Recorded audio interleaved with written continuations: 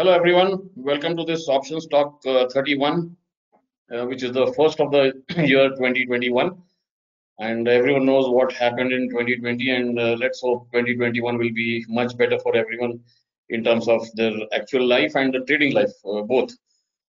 Today, unfortunately, we don't have Raghunath with us, and he's busy with something else. But of course, we have a guest, and we have a huge storyteller, and you'll know when what I'm saying when I start discussing with it. Before that, I'll just do a quick roundup of the charts.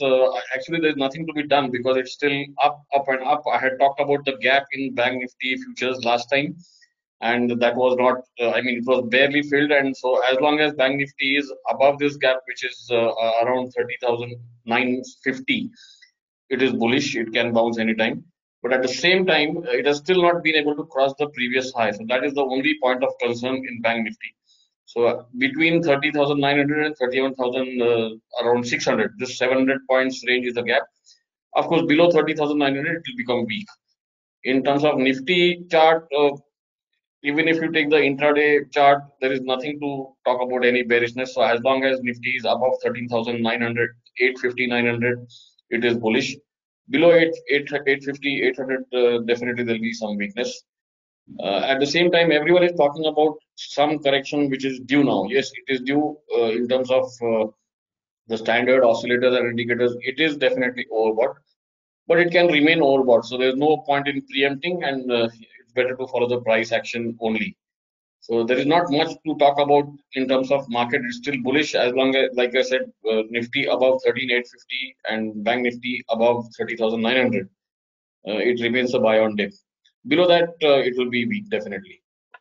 So coming to the story session for today, like everyone knows, derivatives started in India in the year 2000, and around 2003, our guest today started arguably the first person in India to start writing derivatives reports. You get all sorts of derivative reports from most of the brokers nowadays. Even individuals do it, and the rollover analysis and all the stuff which you can see now. But he is a person who started it in way back in 2003. And in fact, all of you must have read a tweet from him. It was a flashback tweet of some report which he had written in 2008, and that was the time he had managed to catch the top based on his. Of course, he also does. Okay, let me correct. He used to do Elliott wave analysis. For some reason, he has stopped doing it actively, and merging that with the derivatives report, he had got the top right at the. I mean, when Nifty made a top of 6357 in 2008, that time, and he could forecast that there is going to be a major correction. So, without wasting time, let me welcome Anant Rao, whom a lot of you must be knowing from Twitter. So, welcome Anant Rao, and over to you. Thanks, Abhijit. You made me nostalgic. Going back all those years of 15, 20 years ago. So now you are the presenter. You can show any slides if you want. Yeah. Yeah, I'll purely show you slides. I have some old ancient history reports to share with people. Yeah. Which makes it more nostalgic. But let me put it this way. I would marginally take this opportunity to correct. I was not the first one to write reports. Certainly, I was the first breed of derivative analysts this country had. Yeah. We had a lot of great analysts at that time. And the beauty was, I still remember when the derivative segment launched in 2000 July, it was only index futures. Then we gradually moved to index options, then stock futures and stock options, so on and so forth. That was the thing. And interestingly, those days there were barely a couple of vendors who had softwares, one right. or two. Then in 2002, two became four. And till 2005-6, I remember people, rather than investing on derivatives research as a derivative software for research purposes, people still used to accumulate bhav copies. Yeah. Bhav copy used to be the reference point. And predominantly research in derivatives till 2005, I would say, was not taken very seriously. It was an auxiliary research, if you can, get the drift. It Yeah. was not the primary. Primary was always fundamental. Irrespective of you are an institution, you are a HNI, PCG, retail, whichever segment you represent. It was primarily in fundamentals, then followed by technical research, and then within technicals there used to be a small space created, half a page, a quarter a page. Okay, boss, this is the bandwidth we give you. So market when I में कुछ started, नया आया है kind of, yeah. हाँ मतलब इसको भी सुन लो, ये भी बहुत अच्छा गाना गाता है. That's how new singers are introduced into the business of music. यार इसको सुन के Yeah. देखो, ये भी अच्छा गाना गाता है. So that's the kind of start we had as derivative analysts. So basically, are you trying to say that in those days, less people believed those statistics? It's not a question about belief. For statistics, you need time to build. What will you Okay. tell in a 2 month, in an industry which is less than 5 years old? There is not even 50 expiries. Right. What is the trend you're trying to know? And most of us, till 2003 April, it was anyways a bear market from 2000. So derivatives started. Yeah. Ketan Parekh peak happened in 2000 February. If you remember, you were also a part of market before that. Yeah. So derivatives started in 2000 July, just after the top of Ketan Parekh. And then for first 36 months, it was a downtrending market. Right. So who is going to listen to you? Anyways, it's a nature that people are long only. Is it a coincidence? In fact, it's just a crazy coincidence I remember just now. Did derivatives starts around the same time Kaun Banega Crorepati started?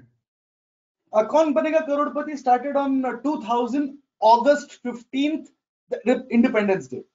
Yeah, so this is And also derivative, same just 1 a month month before before that. Yes. Okay. And here people also now look at, today when I look at the way markets trade in options, and there are a lot of Croropatis. So, India has graduated from Kaun Banega Crorepati to, Chalo hum bante hain Crorepati.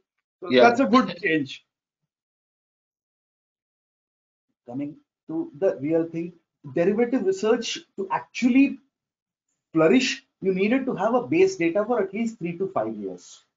Thankfully, Right. the first 3 years being a downtrending market, research was not much propagated, but gradually in 2004, 2005, the larger broking houses started employing one guy as a derivative junior analyst or a derivative strategist.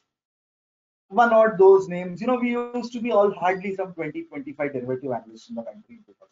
Hmm. Included the likes of Morgan Stanley as well as the lowest of the low broking houses. We used to be only 25, 30 people. That's all. It's how began. Okay. And there was intense competition within these 30 people to actually do better than the other. So you can call it a healthy competition. Right. I would recall some old names. People may not even heard of him. Someone called Manohar Wadhwa, a very good derivative analyst in his days, who used to work for Sheikh Khan or SSKI. Then there was one guy called Rishi who used to be very good. Then there was one guy called Mukul Pal who was very good. He was senior to us by a couple of years. Then all these people. Then there was a very good desk in Kotak which had boasted of Navneet Bansal, who's very good, who's actually still very good.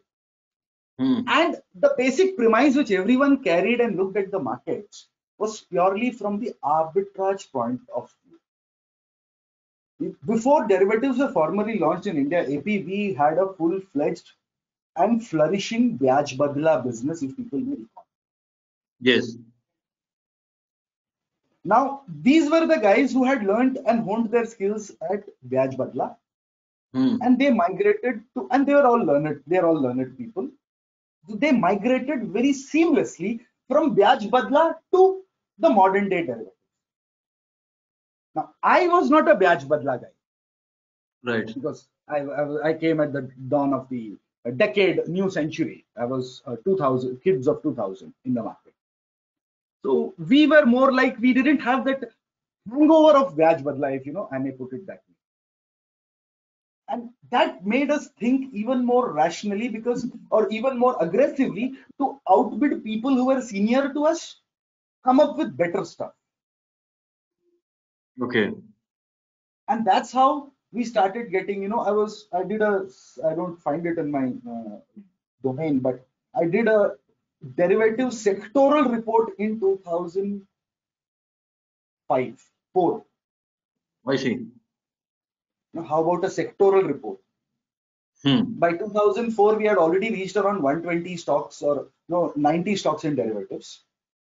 And we used to now track sector OI and volume and PCRs and everything on a sector basis rather than on a stock basis. But tell me one thing. In those days, you said stocks in F&O were about 90, and now it is about 150. In fact, it had crossed 200 also. But Yeah. what I have seen is over the years now, I mean, last 5-7 years, hardly 30 or 40 stocks have been liquid in options. What was the case those days? All 90 used to be liquid in options, or No, again like now? those days it used to be 20 stocks. I can actually So rattle the same. name stocks. In those days, Tata Steel, Tata Motors, State Bank of India, Reliance Industries. No, not Tata Steel. It is Tisco and Telco. Yeah. It's Tisco, Telco, then Reliance Industries. You had RPL, you had VSNL. These were the stocks which used to trade here and there, 100, 200, 300 contracts across the stock, not on a strike level. I see. Then ICICI Bank used to be phenomenally liquid along with SBI in the banking space.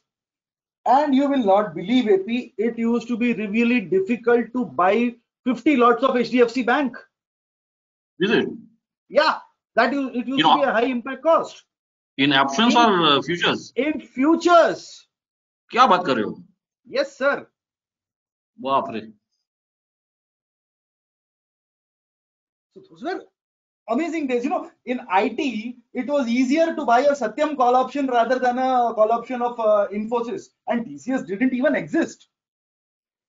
Digital equipment was very liquid those days, I remember. Yeah, digital was very liquid. Mastek was very liquid in options. Mastek was extremely liquid, yes. Yeah. So we had these, and that I used to coin a term, and when people come to me seeking my opinion, sometimes one of those blue moon days, that how do you deal with volatility? I believe you also be facing this question a lot, AP. Yeah. And I just laugh at them and I just smile at them and say, you have not dealt with volatility. Reason is, the markets which we dealt in our lifetimes, from the beginning to 2011-12, we dealt with volatility without liquidity. Yeah. At least these guys have liquidity and they are dealing with volatility. See, big difference, yeah. It's a huge difference. It's just not a big difference. Volatility with liquidity is still manageable than volatility without liquidity. Correct. I remember a friend of mine. In those days, we used to have American options in stocks rather than stock options. In fact, that is another chapter altogether, but let's not touch upon that. Yes, there were American options. A lot of newcomers will not even have heard of it, but maybe they can Google and look for it. And one of my friends, instead of buying a call option, he sold it. Oh. And the worst part was, he sold the next month. Okay. So liquidity was pathetic even in the near month. And you sold the next month. You see the market order dala kya? No, he bought a price and by chance he had both near month and next month put together up and down on the screen. And instead of buying the near month, he sold the next month. Yeah, but even while selling, he just must have put in a market order. Otherwise, he was an arbitrager. Okay. So instead of a buy price, in those days the bid ask, say suppose the stock was say Tisco. So the call option spreads used to be something like 8 rupees buyer and 20 rupees seller. Wow, so much. Yeah, that's why we said 8 rupees buyer, 20 rupees seller. And this poor chap, he was a very hands-on skilled arbitrager in cash and Hmm. futures. He wanted to put a 8 rupee buy order for the next month. Okay. कि तुक्का लगा तो ठीक है, Uh, कोई अपने को गलती से बेच के जाएगा. yeah. And this guy used to put a order of 10 contracts, 20 contracts, जितना मिला उतना अच्छा. Hmm. And instead of buying at 8 rupees 31 paisa, he put a sell at 8 rupees 31 paisa. And all his orders got executed. Yeah. You know what is the price he later covered after 4 or 5 days? Because he couldn't cover it every same day. Hmm. He covered it at 100 rupees. 100. 100. Ah. And the best part was stock had only moved up by 2%. Seriously. Yeah. And Crazy. for 4 or 5 days, he was like simply trading, jobbing in Tata Steel so that he could make good of the losses he's going to pay. At least Hmm. today, AP with the liquidity improvement, people don't have to worry. People don't have to lose their sleep. Yeah. But those days, instead of buying, if you wrote it, instead of writing, if you bought it, you're gone. Yeah. Now maybe you might come out with maybe even a small profit sometimes. Are Even if AP, it's a mistake. today the scenario is that you don't have to worry about your option being exercised in the first place because it's a European settlement. Oh yes, that is another worry. Yeah. Then we used to be, when if by mistake that 5 days I was with that guy, every day he used to, stay in office till 7 o'clock in the evening. That was 7 o'clock when the exchange used to release the exercise report. Right. And in that exercise report, if you don't find your name, then you breathe easy, go home. These were the days. So from there, I think we would say we have come a very long way. Okay, so coming to our discussion today, I mean, when I said Kal Ajar Kal, why I said it was since you also mentioned how analysis of this sector has changed since last 15 years, how it is different now, and what, in your expectation, how it will change in the future. See, the first decade, that is from 2000 to 2009, 9, 10, to an extent to 11, we were a very, you know, growing market, Hmm. wherein the segment was predominantly futures only and options long only were very paying. People used to make hordes of money going long options, and we had American options for stocks, we had European options for index, and gradually the entire 10 years, we had a 5 year bull rally, we had a 3 year bear market in the starting of the decade, and we basically grew exponentially in the first decade. The Hmm. second decade, we saw a paradigm shift. Futures as a percentage of the total business came down significantly. At one point of time, futures market used to be around 95% of the total derivatives market. Today is perhaps around 75% or 70%. I don't know. I don't have the latest stats.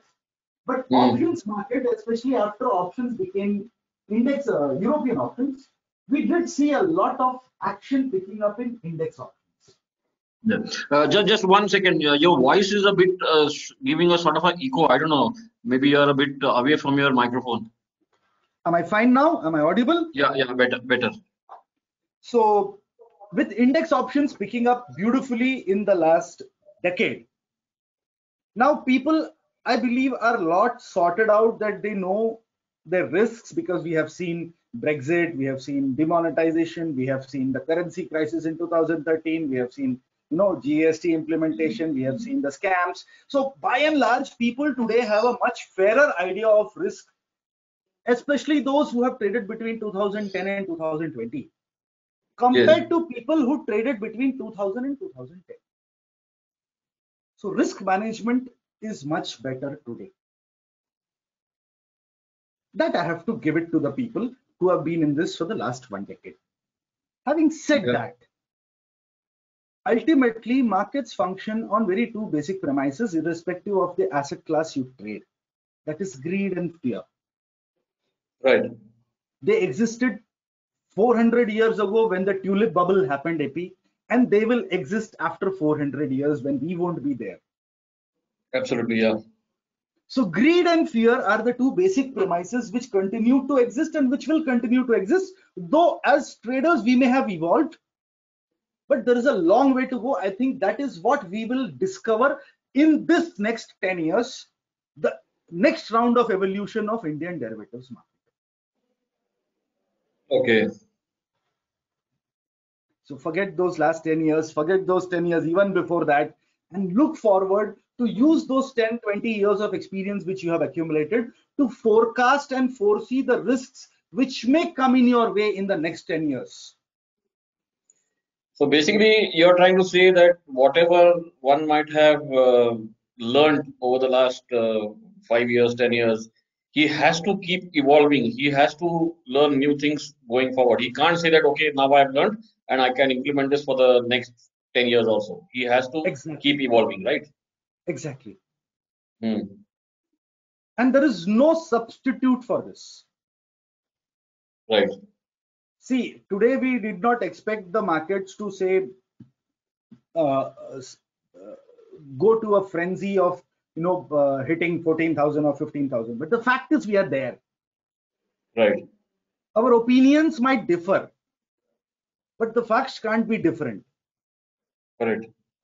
And this is something which has happened to us in the last 20 years. So rather than just going with a system which is robotic, I would say, in absence of a better word, I think this decade we will have to go back to being humane. But tell me one thing.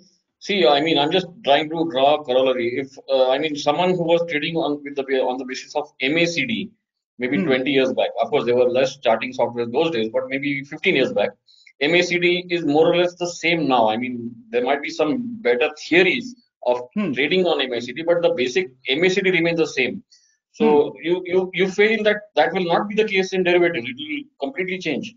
No, I would slightly beg to differ. You have taken us to a slightly different corollary of the trajectory. I would actually say that the data points, the indicators, the oscillators will continue to remain the same. It's the analyst who has to evolve. Correct. It's the analyst. See, when I started my career, 200-day moving average was a holy grail. It still today is. Correct. Have I evolved? That is the question to Hmm. be asked. Right. It's not a printing press wherein you are going to print tons of money just by repeating the same mundane stuff. You have to challenge yourself to push yourself to newer heights of understanding and reading the markets in this decade. If you fail to do so, then you will be history. Right. This decade, like the last decade, has to be again of differential diagnosis. Hmm. Okay, so coming to your sort of legendary report in January 2008, do you have it in open right now? Can you show it? I believe I have it. 1 second.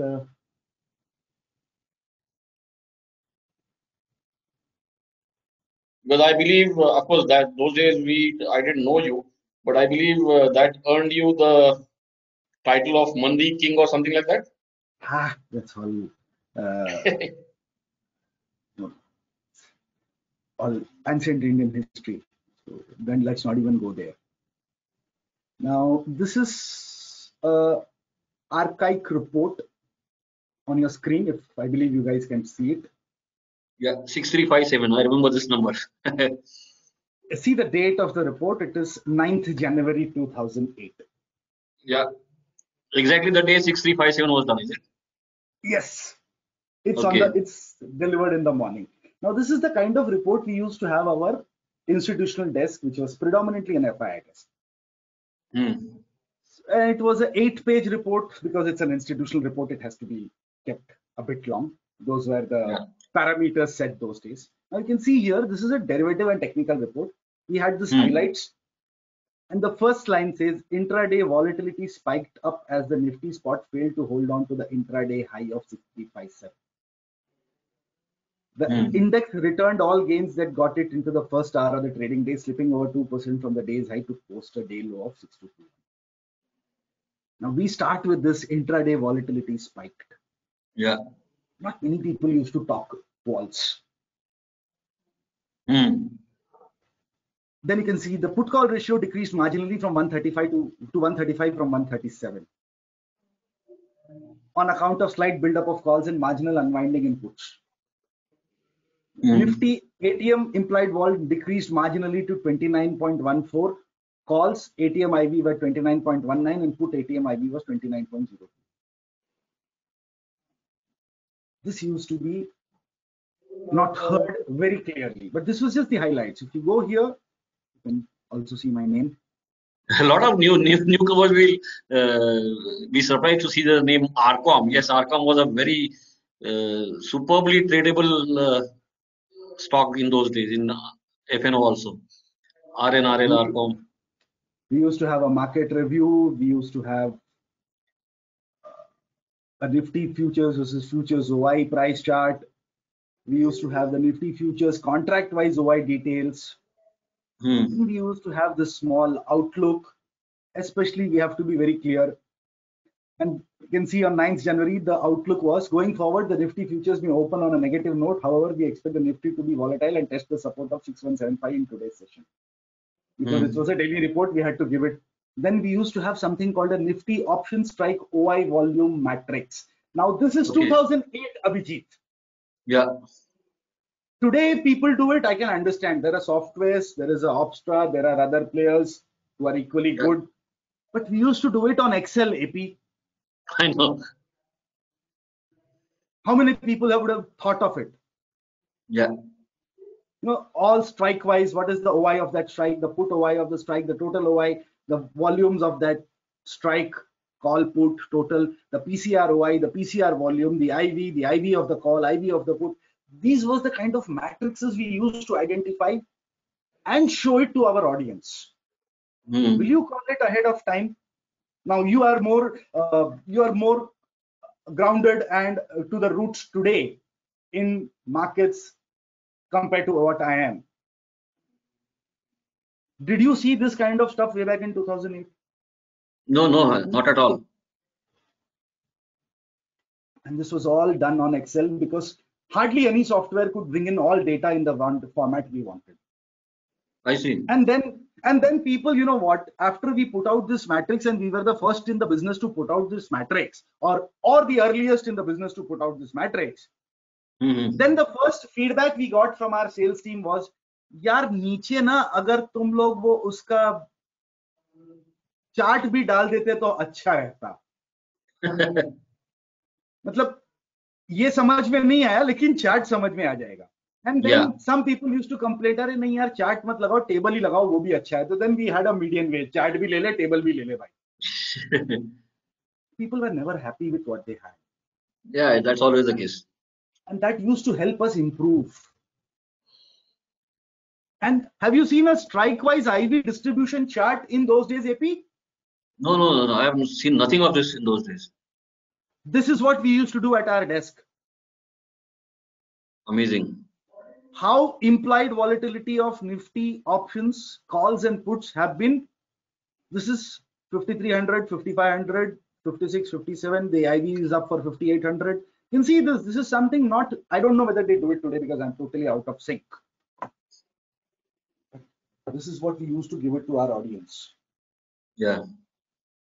I don't know how much of it makes sense today, but we did try our best to write provide as much clarity as transparency as an analyst one can provide. But tell me one thing. I mean, yes, of course, definitely you took huge pains to generate these reports, which was quite innovative also. But how many people really followed this report from the audience? Our audience was institutional investors.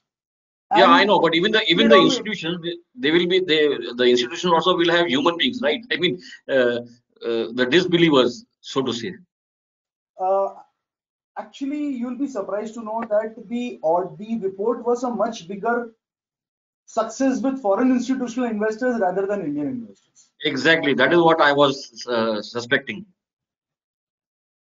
Indian institutional investors were kind of, I will play to my strengths. I don't understand these, and ठीक है यार छोड़ना होता होगा अच्छा.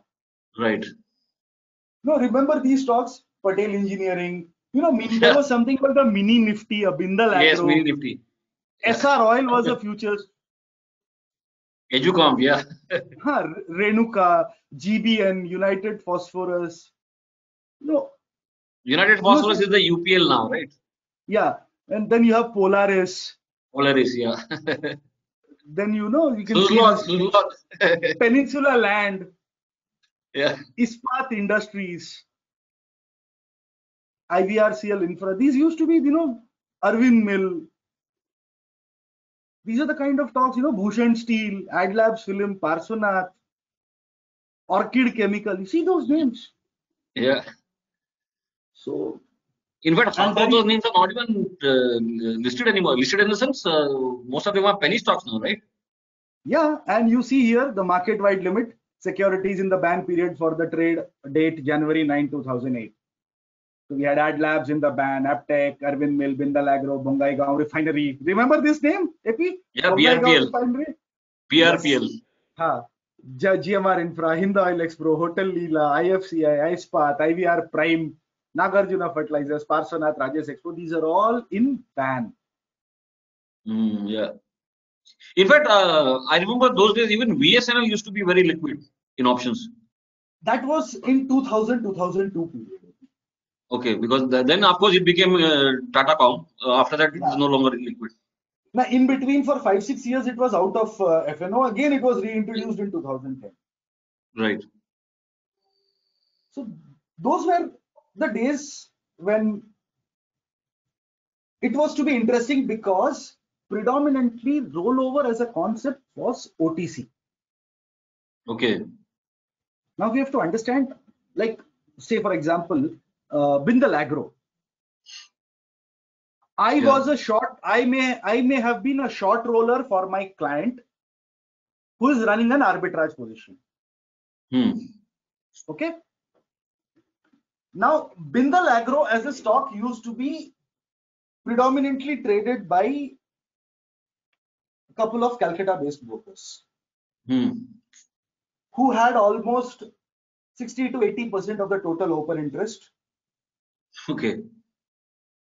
Total open interest in the stock. Yeah. And I may be having 70 to 80% of the total open interest on the short side to roll over because I am an arbitrager. Yeah. So all he used to do is call up that market colleague in Kolkata or any other place he existed. भाई roll करना है कितना पूरा sir 2 crore share है हाँ ठीक है close कर 2 crore shares used to get rolled over in a flat 1 minute or 2 minutes. Oh. Okay. The deal was negotiated on the phone and then the trade used to happen on the screen. Acha. And both buyer and seller used to respect each other. The long and the short side used to respect each other because they knew that coexistence mattered. Absolutely, yeah. But now it's like if I don't roll over, I will dump it in the market. Okay. So there is a roll window, the spread window that started in 2011. Yeah. By having all these OTC things taken out of the market and making American options European, I believe what has been lost in the last 10 years is the sentiment part of derivative data. Today, derivatives data don't tell you the sentiment as much as they used to tell you in the decade previous. Okay. Today, if you see 90% of the total options volume in this country are intraday. Do you agree? I may be wrong by 10-15% here and there. There could be Yeah, percentage 75, can there be could be. debated, but Yeah. broadly speaking, yes. In those days, option, if you had traded 30,000, if you had traded 30,000 crores volume, there used to be a 10% increase or decrease in the open interest. Okay. People used to have courage and conviction to carry forward their positions from day one to the next trading day. Hmm. Nowadays, it's absent. It doesn't exist. Right. People want to shut shop the same day and not carry overnight risks. And Yeah, if but people, allow me one to thing is complete there. this point, if Yeah, people don't, my worry is if people don't carry overnight risks, what will be the relevance of open interest? absolutely. That's what I was about to say. That's what my question is. Hmm. You're telling me something. No, what I was about to say the same thing. Open interest carried forward is something which was lacking in those days. But if you remember, intraday trading in stocks was always there. I mean, it's just that options was more. Are you saying that? Yeah, today a lot of money has moved in short-term money, the hot money which is there in the market always. Hmm. See, market will always have a portion which will be hot money. Yeah, Irrespective of Nifty is at 900 or 9,000 or 90,000. correct. That option, that portion of hot money has predominantly moved into options. Okay. And with the advent of weekly, I think the monthly strikes are getting, lesser attention compared to what weeklies are getting. Yes, I agree with that. And you will see a downtick in the open interest of monthly futures the moment weekly futures come in. Yeah, which is going to be on 11th January now, very close. Yeah. So, in fact, the what you were saying about the next 5 years will see a sea change. That is already, I mean, the trigger has already been established. Introduction of weekly futures, isn't it? Yeah. And weekly futures, once they are introduced, they will ensure that people who are writing weekly options will have a weekly futures to hedge Correct. because both instruments will be expiring on the same date and same time, Yeah. which also gives a risk that the people who have been enjoying expiry day action AP Hmm. will have less of expiry day action going forward. Okay. Yeah, makes sense. So you have to see both aspects, the positive side of it, the negative side of it. So, does it mean volatility might go down? Volatility will not go down, but the expiry day volatility may get even more, you know, decided by the FIIs Okay. because they are the ones who ultimately have the largest stock basket. Right. So the entire hype and hoopla around expiry, which was the buzz around expiry, which gets created, which actually enthralls people to trade expiry day, that Hmm. expiry day buzz will start receding.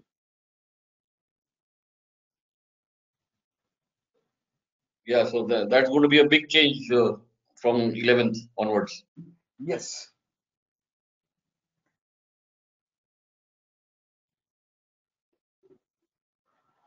So this is about it.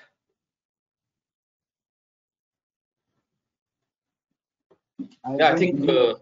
this is a huge eye opener. I mean, how it used to be in those days where you said manual calculation on Excel and all that, and then automation, and now with the touch of I mean, just one click away, all the statistics are there, and yet it is not going to remain the same. That is something which should sort of wake up people saying that, I mean, whoever is thinking that, chalo, I have mastered the subject, now I can just look at the data or the charts and keep trading. That is not going to be the case. It is still going to change. In fact, if you Just if I have to sum it up, AP, the first decade from 2000 to 2010 or 9, as you might choose to take it, was the risk. If I have to sum it up in terms of Greeks,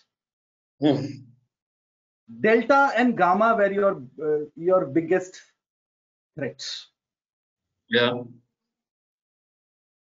Time value, or we call it theta, Yeah. was your biggest ally. Correct. Interest rate, which is known as rho,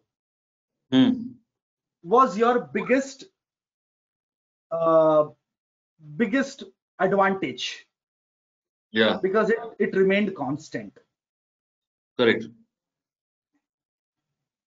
In 2010 to 2020, delta was less of a risk. Gamma and vega were your biggest threats. Correct. Theta continued to remain your ally. Yeah. And rho continued to remain neutral. Maybe in 2020 to 2030, delta and rho may be your biggest risks. Oh. Gamma and vega may be your allies, and time will continue to be your, theta may continue to be your friend. Yeah. So within these 5-6 Greeks, there may be a rotation. Okay. I know it is far-fetched today, and we can only, review it once we reach 2029 or 30, not today. Yeah. But having someone gone through 2 decades, obviously our imagination can be a bit vivid. Yeah, and it is an intelligent imagination. It is not just shooting in the dark. I think the way margins are being played out now, AP, I think interest rate, cost of borrowing, and that will come into play this decade. Okay. So the rho factor, the interest rate factor while pricing an option, or cost of carry for a futures, which was basically said to be useless parameter, will suddenly start looking at playing havoc. See, today your margins for Nifty future one contract is around 1.5 lakhs. Am I right? Give and take 20,000.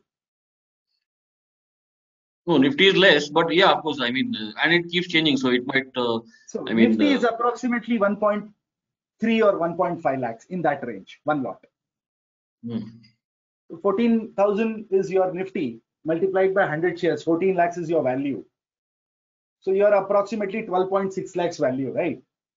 Yeah. So 12.6 lakhs multiplied by 15%, you're around 1.5 lakhs of margin. Correct. The beauty is, if the margins, and today you're trading what, 100 points, 200 points Nifty for a stop of 30 points? Yeah. That's what is the broader contours of trading today. Yeah, very few positional traders. Yeah. Yeah. Now, if Nifty's margin is doubled, if Nifty's margin is doubled from 1.4 to 2.8, people who used to trade 2 lots will have to now content with trading 1 lot. Absolutely, yeah. Or they have to borrow money for the other lot. Correct. Right? And that money borrowing will be on interest. Oh, yeah. Okay. And the second part is that once you trade that 2 lots, you'll always be in a pressure to make good of your interest in each trade. Yeah, naturally. That will actually hamper your performance down the line. Okay. Today, many people are trading on free available capital, AP. Correct. But when the entire machinery is reverse engineered and you have to borrow money to actually trade, that's when it becomes challenging. So it's not going to remain easy. I mean, people who have done well over the last 5-10 years, they also need to be awake to the situation that they have to evolve going forward. Yeah. See, there is no point, AP, making a 6% return on your futures and options position when the same money can be made risk-free in 6% in FD. Yes. So when you're trading a leveraged position, you have to make 3x more than the risk-free rate of return. Which also means maybe volumes also might go down. Initially not, but later on it will be it will be a reality. Yeah.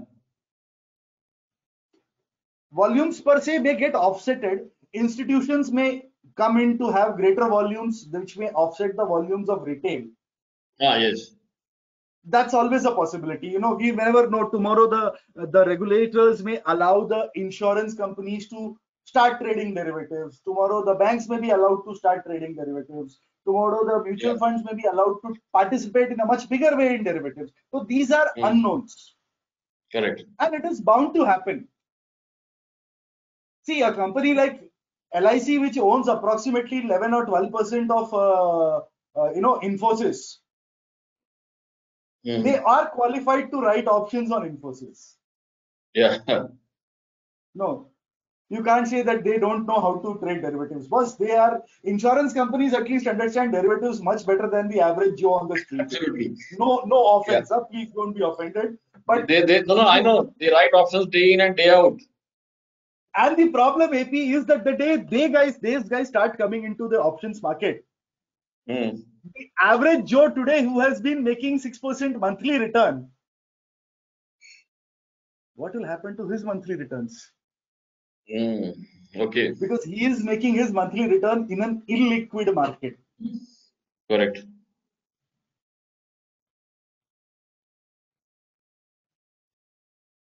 That's the way we have to be trying to just make ourselves aware about the potential risks which may come in the market.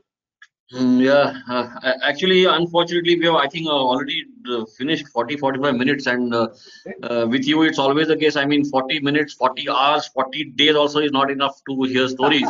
But unfortunately, we'll have to call it a day today. But of course, we can keep continuing discussing this offline. But as far as this option stock is concerned, unless you have something more to show, I think we'll have to close it for the day now. Yeah, I would just, as a parting comment, I would share with your audience is keep a tight tab of your expenses in derivatives. Okay. If you're somebody who trades option regularly, I will not categorize you into a part-time trader or a full-time trader or or a hobby trader. Whoever you are, keep tab of your expenses, and if possible, try to charge interest on yourself. Okay. For the capital you have deployed in the derivatives market for that finite period. That may make you a much responsible trader than you are. Okay. So that will be a good thing if and when things change in the future. Yes. Okay. You know what is the cost of your money. I think the time after 20 years has come that every guy understands that cost of money is something which cannot be taken out of an equation. Right.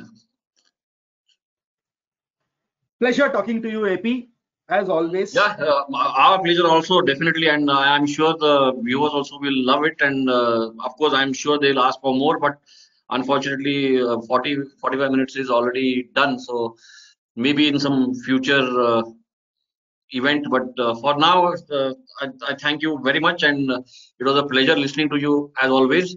And thank you and bye-bye. Wish you a happy new year to all and to you and all your audience. Thank you. Thank you.